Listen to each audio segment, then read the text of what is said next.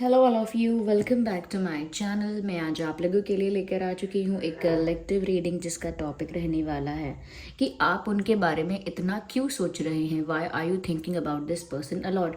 ये व्यक्ति हर पल आपके दिल दिमाग में क्यों है, आपको इनके बारे में इतने विचार क्यों आ रहे हैं, आज हम जानेंगे। लेकिन ये रीडिंग जनरल है, कलेक्टिव है। हो सकता है कि आपकी सिचुएशन के साथ एक्यूरेटली रेजोनेट करे, हो सकता है ना करे। आप ओपन माइंडेड होकर सुनिएगा और ज़बरदस्ती अपने आप को रीडिंग में फिट इन करने की कोशिश मत कीजिएगा।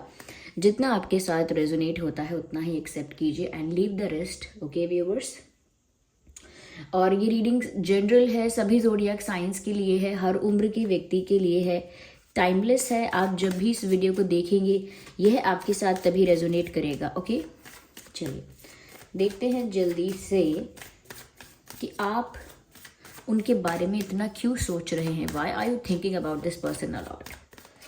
अच्छे से शफल करते हैं viewers and let's pick the card one, ace of pentacles. Why are you thinking about this person a lot. 10 of swords, interesting, and 7 of wands, Knight of Pentacles, Knight of Pentacles, and ignore the background noise. 10 of Cups. Well, we have 10 of Cups and 10 of Pentacles. I'm sorry, 10 of Swords. Interesting. Okay.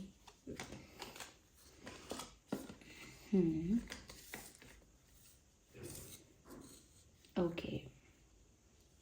Well, मुझे यहाँ पर ऐसा नज़र आ रहा है viewers, जैसे आप लोगों के बीच कुछ ऐसा पेनफुल, कुछ ऐसा कॉन्फ्लिक्ट हुआ है, या कुछ पेनफुल एंडिंग हुई है, या कोई चीटिंग हुई है। क्योंकि मुझे एक हार्ट ब्रोकन सिचुएशन यहाँ नज़र आ रही है जिसमें किसी ने तो किसी को चीट किया है। ओके, इस पर्सन ने किसी तरह से आपको चीट किया है, मैनिपुलेट किया है, झूठ बोला है, बिट्रे किया है, बैकस्टैब किया है, या किसी तरह से तो आपको बहुत हर्ट किया है, ऐसा लग रहा है। क्यों? क्योंकि एक पेनफुल सेपरेशन, एक सफरिंग नज़र आ रही है। ओके, एक ऐसा सिचुएशन नज़र आ रहा है जहाँ बहुत दर्द है, बहुत हैवीनेस है। एनर्जी वाइज ऐसा लगता है बहुत हैवी एनर्जीज है यहाँ पे। तो मुझे ऐसा लग रहा है कि आप इस पर्सन के बारे में इसलिए भी सोचते हैं viewers because you are not able to forgive this person.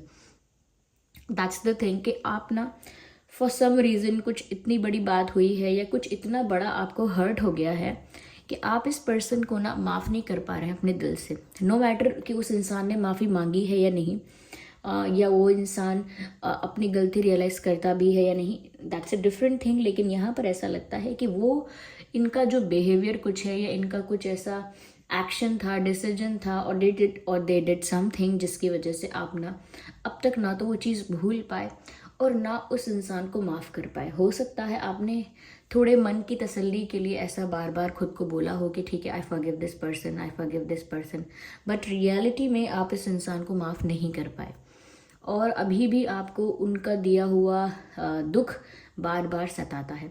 अभी भी आप उसी चीज़ को सफ़र कर रहे हैं, जबकि आप कहते हैं कि अब नहीं है, अब नहीं है वो बात, अब नहीं होता दुख, अब मैं मूव ऑन कर चुका हूँ, अब मुझे फ़र्क नहीं पड़ता, अब मैं बहुत केयरलेस हूँ, केयर फ्री हूँ, या मुझे अब ये सब चीज़ें मुझे अफेक्ट नहीं करती, आई एम कम्प्लीटली डिटैच्ड। तो ऐसा आप बोलते हैं क्योंकि आप ऐसा चाहते हैं कि आपके साथ हो।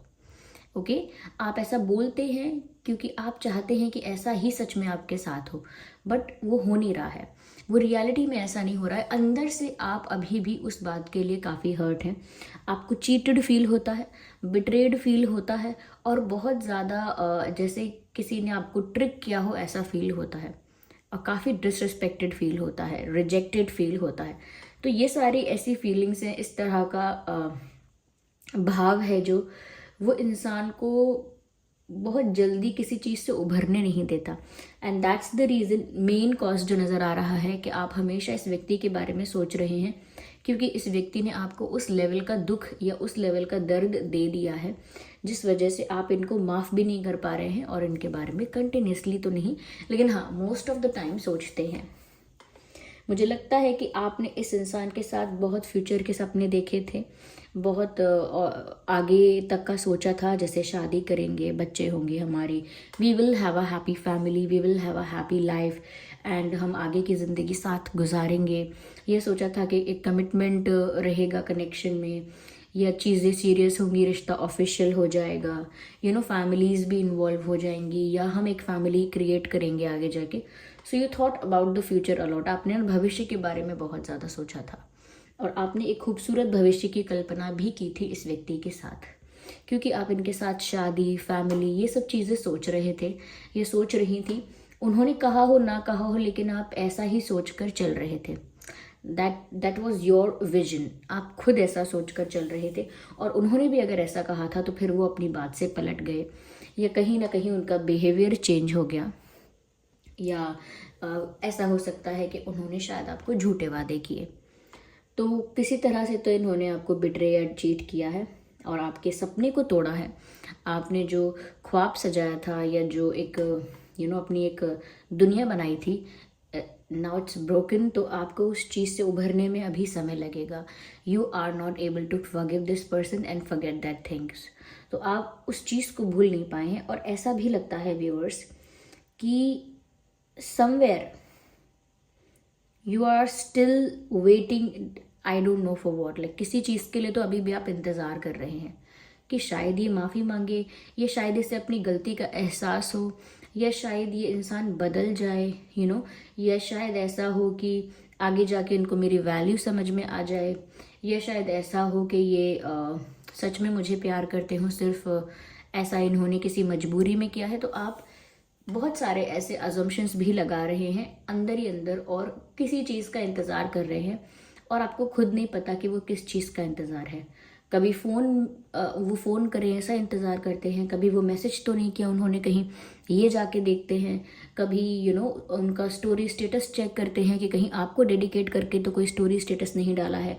तो कहीं ना कहीं आप बहुत ज़्यादा वेटिंग में भी हैं, मुझे ऐसा लगता है। अगर ब्लॉकिंग भी है सोशल मीडिया से तो भी आप इंतज़ार करते हैं, बार बार चेक करते हैं कि इस इंसान ने मुझे अनब्लॉक कर दिया होगा शायद, या अब इनका मन बदल गया होगा, ये मुझे याद करती होंगी या करते होंगे तो इन्होंने अनब्लॉक कर दिया होगा। बार बार चेक करते हैं।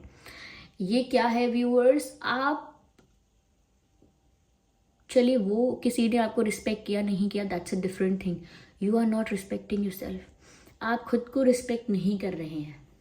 ओके आप खुद को रिस्पेक्ट नहीं कर रहे हैं, अपने टाइम को रिस्पेक्ट नहीं कर रहे हैं, अपनी इमोशनल इन्वेस्टमेंट्स को रिस्पेक्ट नहीं कर रहे हैं। अगर आप अपने आप को इमोशनली कहीं इन्वेस्ट कर रहे हैं तो मेक श्योर कि वो जगह अच्छी है।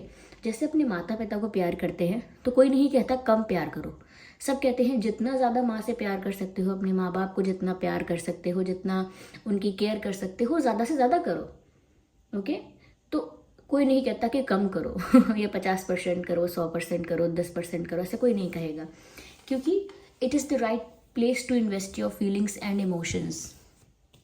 ओके अगर आप श्री कृष्ण से प्रेम करेंगे, श्री हरि के चरणों में प्रीति लगाएंगे तो कोई नहीं कहेगा कम करो कम करो, थोड़ा ज़्यादा हो गया कम करो। और कुछ लोग कह भी सकते हैं जिनको डर होगा कि आप तो वैराग्य ले लेंगे, विरक्त हो जाएंगे, तो वो डर डर के मारे कह सकते हैं कि थोड़ा कम करो इस प्यार को, लेकिन वो भी कोई कम करने जैसा प्यार नहीं है।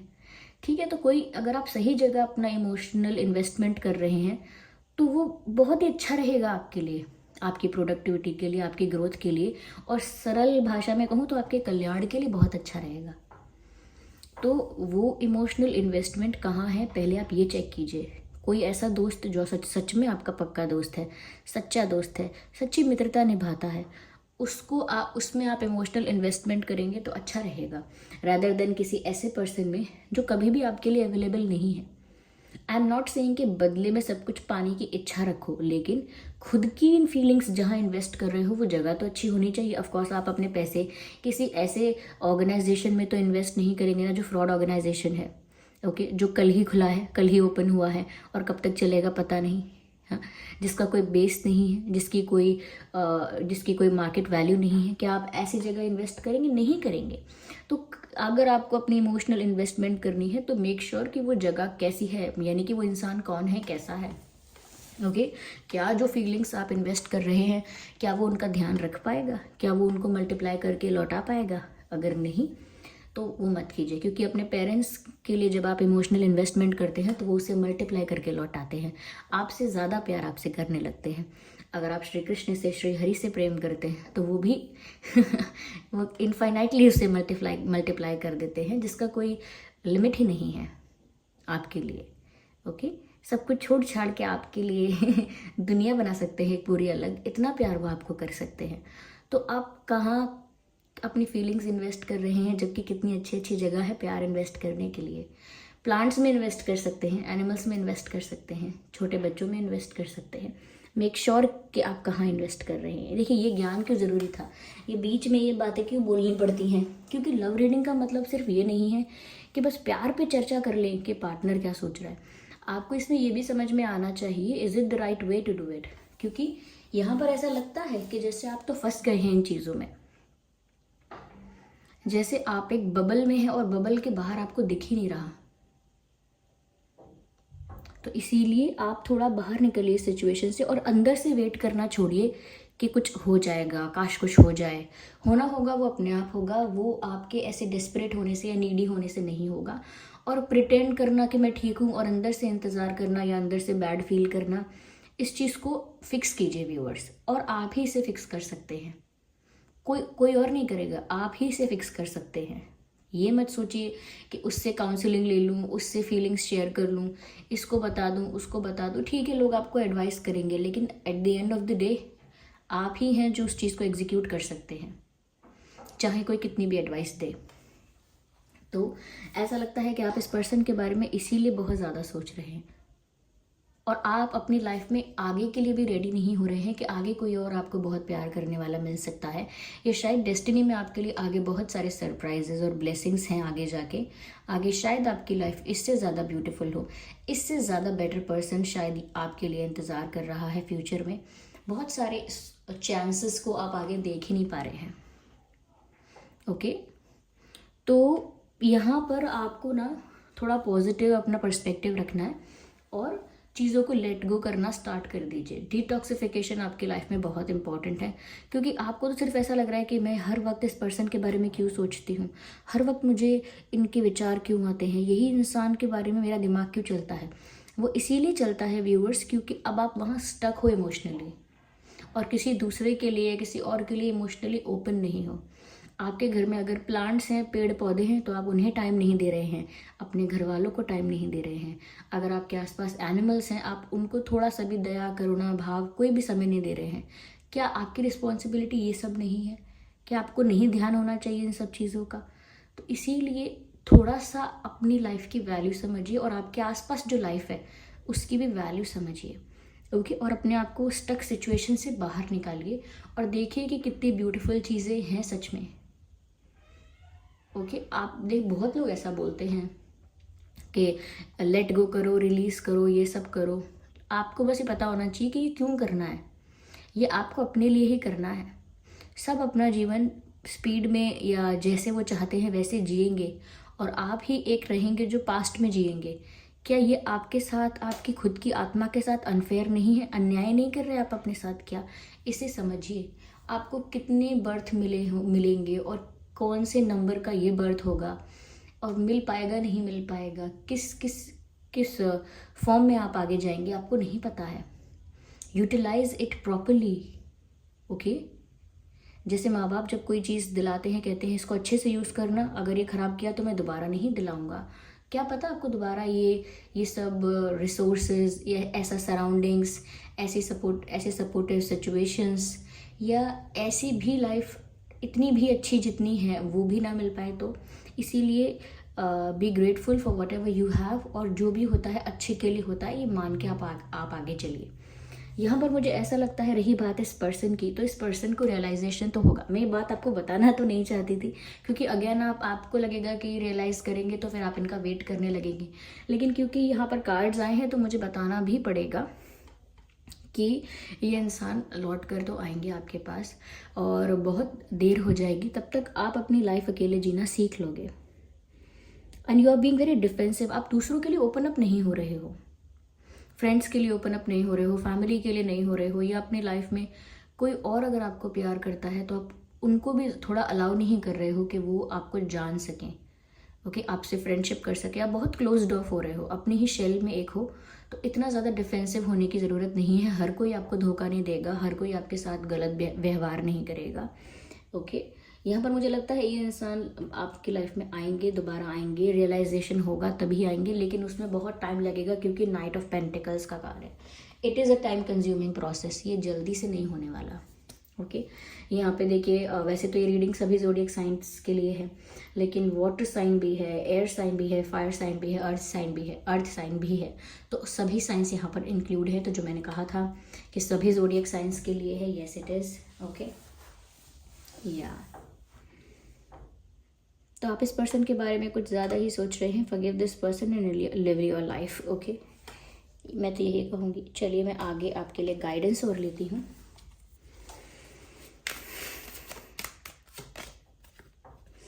Move in a new direction. देखिए वही मैसेज आ गया जो मैं आपको ऑलरेडी समझा रही थी। Move in a new direction, एक नई दिशा की ओर आप बढ़िए।